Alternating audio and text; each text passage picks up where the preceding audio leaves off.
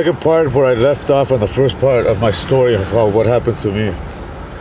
I believe I left off was when I moved to Silmar and to my horror Bronco, and at that time I didn't know his name, and the snake Erica.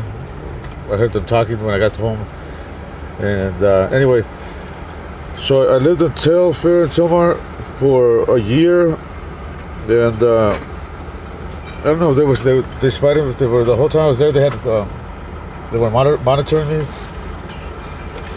through my phone, I guess.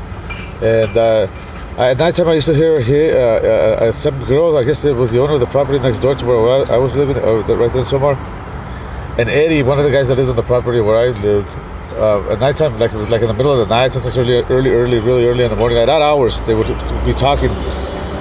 They would be talking on the fence, And at that time, I kind of figured they had to do something with me, because why would they be talking at that late at night?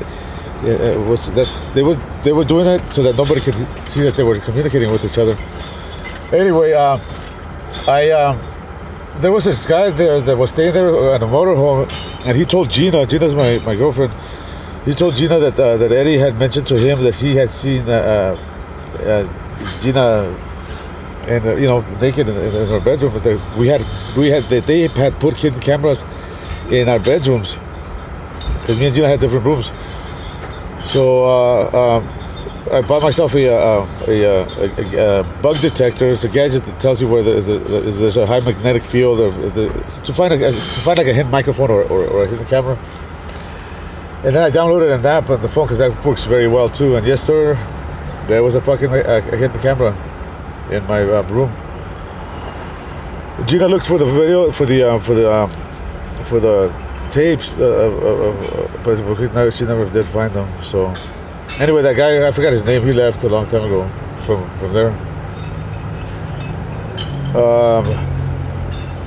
So that's when I knew that I was being watched. I could never find the cameras. I knew they were there, but I could never find them, because as soon as the detector, it tells you more or less where it's at, and then so you have to get closer, and the noise starts getting bigger. It starts going beep, beep, beep, beep, beep, beep, beep, beep, the closer you get.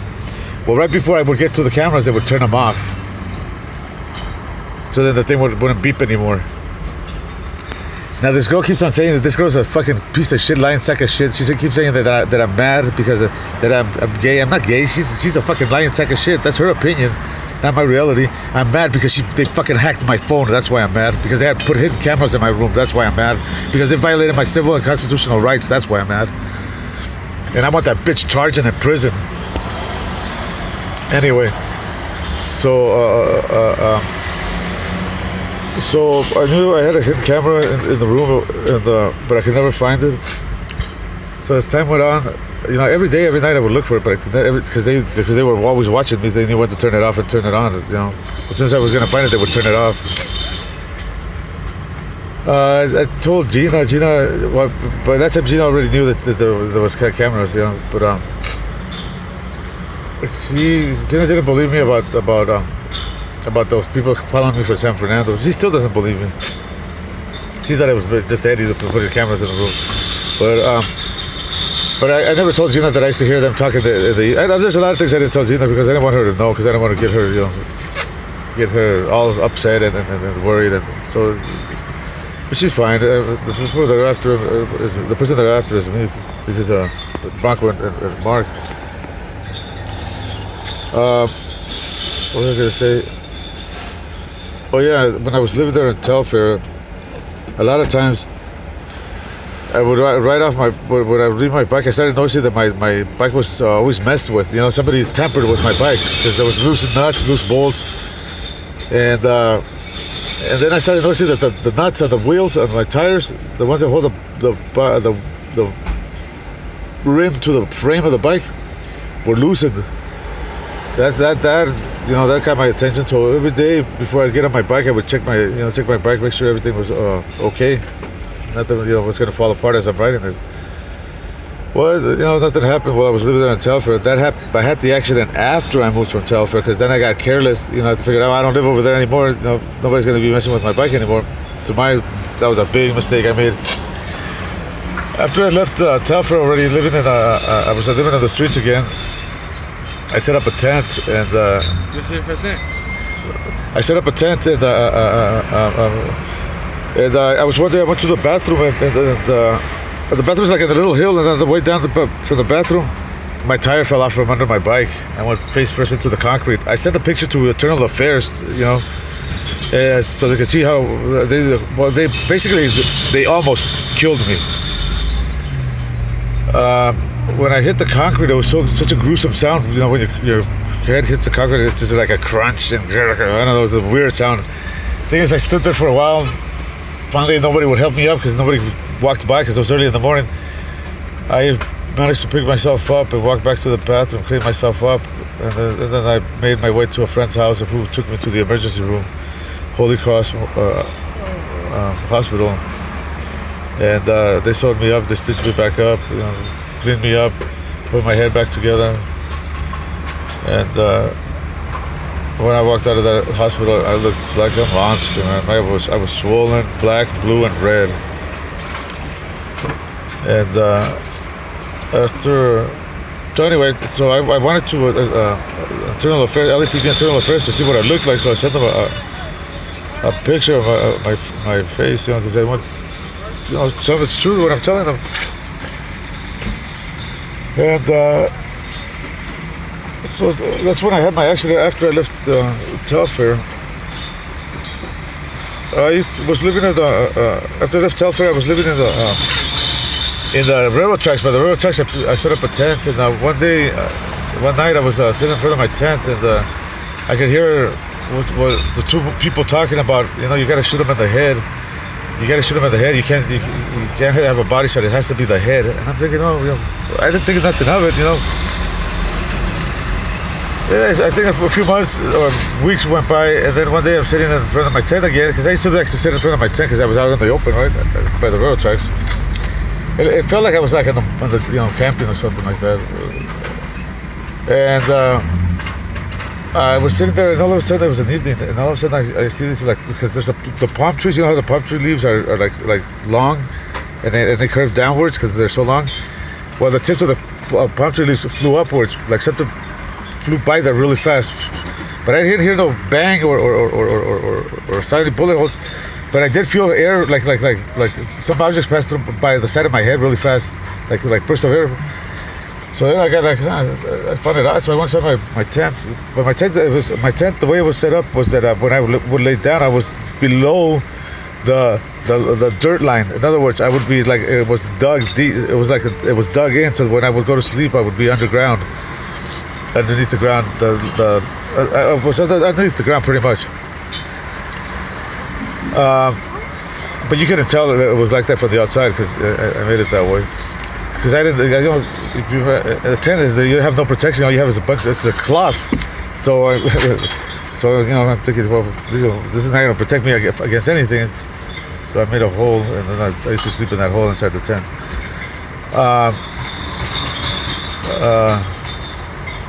Oh yeah. So the next day, I didn't know that at this moment I didn't realize I had been shot at. I had not a clue. I just felt some objects and whatever. This is the next day is when I put two and two together, because the bathroom I used to go to in the morning to clean up, before I start my day, I was coming out of there, and there was this lady handing out flyers for the homeless convention that was gonna happen that day in a park. I think it's called Las Palmas Park. And I didn't want to go, but the lady practically pushed me over there, so I went. And as I was waiting in line, there was another lady also waiting in line that she was talking about on the past homeless convention. There was a hostage situation. Some guy took some hostages, and how the police shot him with an air gun. And that caught my attention. I said, "What's an air gun?" And she says, "An air gun is it's a gun that shoots, I guess, something like burst of air. The thing is that it doesn't shoot bullets." And she was saying how the guy's shoulder would go backwards, but you didn't want to see no blood because there was no bullet coming out of the gun. But still, he was getting shot with air, I guess. And she told me that she told me that the only way you can kill a person with an air gun is through the head or the heart. She said the head or the heart, because the impact of the force of the that's how you could actually kill somebody. So then it all made sense to me. That's why those two guys were talking about, you got to shoot them in the head. You got to shoot them in the head. And that's when it hit me that the night before they used the fucking air gun on me, but they missed my head. And those two people that were talking were Bronco and that Arvisu kid, the tall, I don't know his name yet. He's about 6 feet, 160 pounds, about 18 to 20 years old, black hair, brown eyes, light tan, stands straight. He's a chulo. Anyway, see, I got his description down because I'm never gonna forget his description because I don't know his name. But I believe he's an Arvisu. In other words, that's his last name, Arvisu. So that's when I put two and two together. They had shot. They actually shot at me, but they missed. After that, I've been shot at several times. One time going from the swap meet. Going from Foothill Boulevard through the wash on my bike, going past the swap meet to the backside of the swap meet. And the reason I know I was shot at there is because as I was riding, because it was downhill, I also was running really fast, and all of a sudden I hear this loud thing, bing, hit the pole that I just went by. The metal poles that hold the fence. And I was like, as soon as I heard that bang really loud that hit that pole, I panicked. When I got to the bridge, I stopped, threw my bike over, and I basically dove over the wall to get on, and jumped on my bike again and rode as fast as I could. That was another time that I got shot at right there. One time I was by the railroad tracks again. I was sitting up. It's a footing for a building, but it's like a bench, so people sit there and relax. I guess. Anyway, I used to use it just to sit and relax. Also, whenever I was tired, I'd ride on my bike. And I was sitting there, and all of a sudden, I hear this next to me, like maybe about 4 feet. There was some glass and leaves, and I just really fast, hit the ground, shattered the glass all over the place. Unless it was a meteorite or coming from fucking outer space that landed next to me, but I doubt that. And then there was several occasions. One time, I'm trying to think. One time. Now this one, there's witnesses for this one. We were on a Arroyo by the swap meet. There was like 6 of us. I was working on my bike. Everybody was doing their own thing, and then I didn't even notice until another guy says, "Hey, I don't know if you guys noticed, but we were just shot at." And I was like, "What?" Yeah, it's something. But they didn't use again. They're not using a real gun. They're using an air gun because I didn't notice. The guy's the one that noticed. Another guy's the one that noticed. I didn't say anything, but I know it was meant for me. Just recently, maybe a week ago, over here on Foothill Boulevard by the juvenile hall. That's where they keep the juveniles at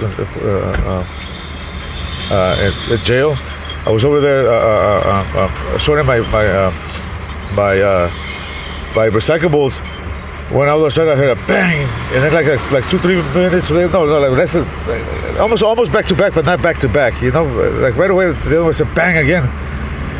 That's when I the second time, because it sounded so close to me, I just sat down behind my car because I was on the other side of my car, on the passenger side, and the car that was driving by.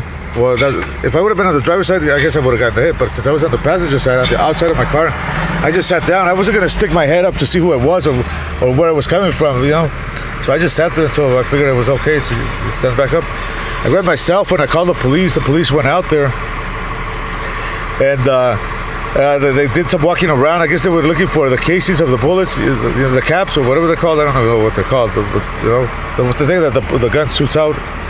And then the bullet goes forward, and then that thing goes out, drops to the ground. Anyway, that thing, they were looking for something, but they didn't find any. So I asked the cop, "Are we gonna make a report?" He says, "Well, there's really nothing we can do because there's no cases." But that's when he said, "But yeah, there definitely was somebody shooting down here because we had another call, coming in. Did you call twice?" I said, "No." The thing is that there was another person that called, So see, the officer, I should have asked him his name, but if I see him again, I'll remember because he's a tall man. This guy's about 6-something, huge guy. And so he told me, yeah, there's definitely somebody going around shooting because we had another call. That's what he told me. So anyway, I said, well, you know what, sir, I'm going to take off. So I took off because I don't want to be around there because somebody that's shooting at me. So I took off, and I came down here to where there's a recycling place where I usually hang out, and that was the gas station. And then this time there was even more people that heard the gunshots. There was like four times. I don't know if they were meant for me or not, whatever. But yeah, four. And that's my situation. Okay, so this one's just recently, right? Everywhere I go, they have people follow me. This I believe is the Arvisu families have people follow me. And one time I was in a restaurant, Yoshinoya,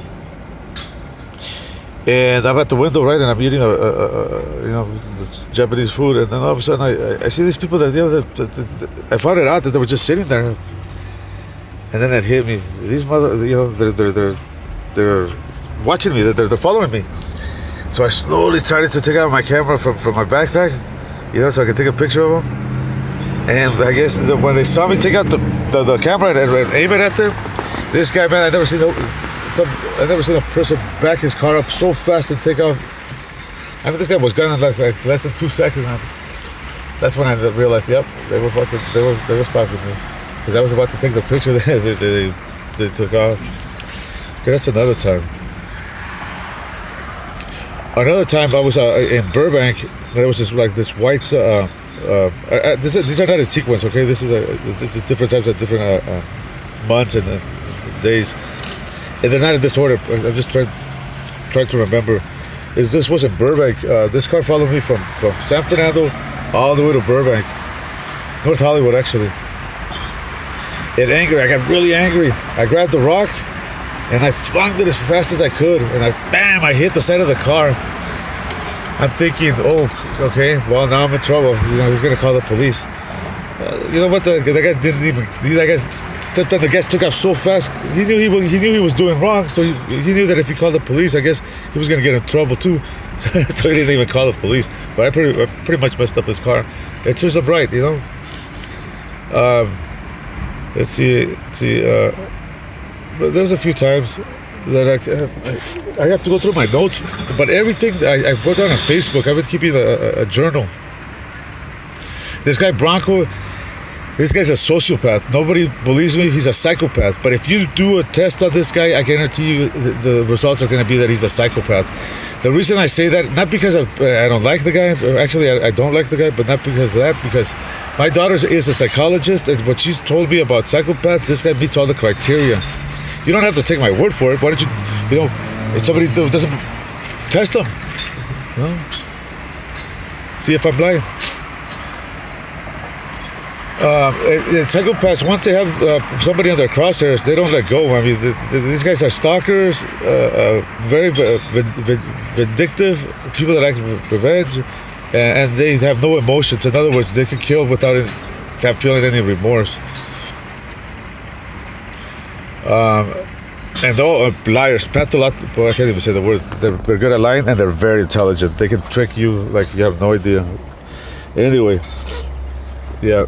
See, crazy people are usually more intelligent than normal people. It's just the way it is. I don't know why, but that's the way it is.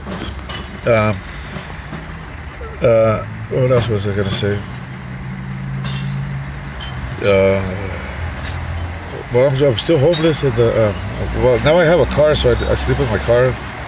The kids, the Arvisu kids, those are the worst ones. They, man, I can't stand those kids. I used to call the kid dumb because I don't know his name. He's already old now. He's a young man now, and his girlfriend. Let's see what else.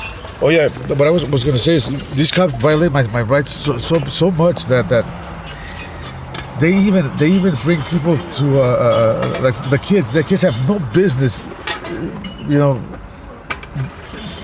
being next to the cops when they're doing their monitoring me or whatever they're doing, stalking me. You know what? I'm going to have to make a third part because I got to go through my notes because I don't want to, I want to make sure that people know the truth, because it's wrong what they do. They do this. They're doing this to me as a form of punishment for threatening to sue their one guy's niece, the other guy's girlfriend. these guys, they're so corrupt. It's unbelievable. I mean, so crooked. For example, the surveillance, because they have the technology. See, we paid for the technology. We paid for the equipment. We paid for the best equipment money could buy. I said we, because I was a taxpayer too. We paid for the best training that the money can buy, and these bastards turn around and use it against us. You know?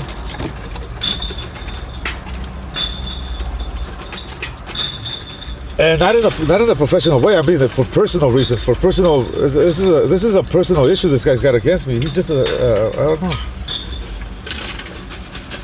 See, Bronco's a foot soldier. Mark's for lack of a better example, he's like the guy that makes the decisions. Tells this guy what to do, and this guy tells the officers, I guess, what to do. I don't know. The officers are the snitches or the informants, and the guy that does all the decision making is Mark, because I could hear them when I was living at Delfair and in San Fernando.